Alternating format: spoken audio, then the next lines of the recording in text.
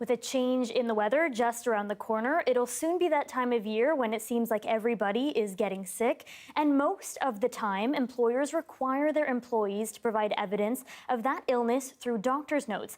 But doctors in BC have been speaking out against this requirement since 2014. And in February, BC Family Doctors created a template letter for employers to act as a sick note. The letter stated, due to the ongoing primary care crisis, these notes place a further burden on doctors. Today, we're joined by CBC Health columnist Dr. Melissa Lem. Melissa, thanks for being with us. In your view, when should an employer request a doctor's note from their employee? Well, there's no hard and fast rule about when an employer should ask for one. It really depends on the kind of organization you work in and the relationship that you have with your employees.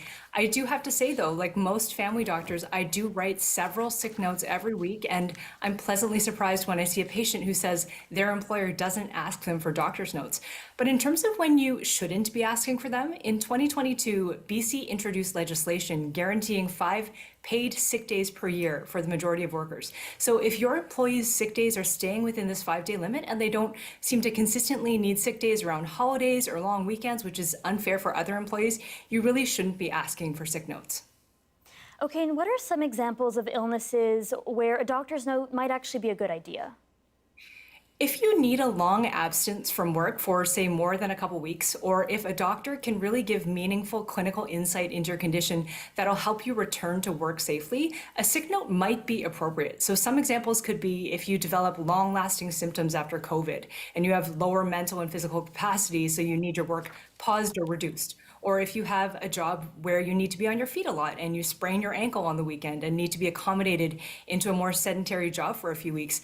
I do want to say, though, that it's important to know your rights as an employee. Unless there's something in your contract saying that your employer can access your medical information, they don't have a right to it. They should only ask for information that's absolutely necessary with your consent. I mean, what about COVID? We know it's still around. Is that something that's still spreading largely in workplaces? Absolutely. So a lot of workplaces, even healthcare facilities, have now dropped their mandatory masking mandates. And so we are seeing spread within BC, and especially as we head back into the fall and people head indoors more, there is a risk of more spread of COVID. And what about employees who don't have access to a family physician to get them that note? We know that's a huge issue here in BC.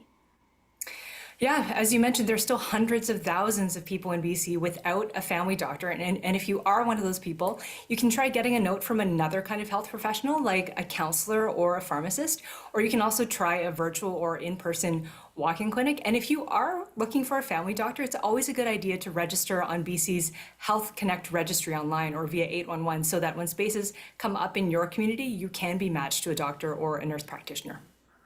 And you mentioned writing sick notes yourself. A BC Family Doctor said sick notes do place an unnecessary burden on a system that we know is strained. Do you agree that it's straining that system as well? I do. Paperwork already eats up about 40% of our time, and we spend about 4 of those hours a week on sick notes and government medical forms. We could be seeing 20 more patients every week if we didn't have to do that kind of paperwork. We want to focus as family doctors on interventions that actually improve our patients' health instead of being a referee for employers. And Doctors of BC actually passed a new resolution in May calling on the provincial government to legislate an end to routine sick notes. And if or when that happens, we're going to see less burnout and better access to care for patients. Dr. Melissa Lem, CBC Health columnist, thank you so much for being with us tonight. Thank you.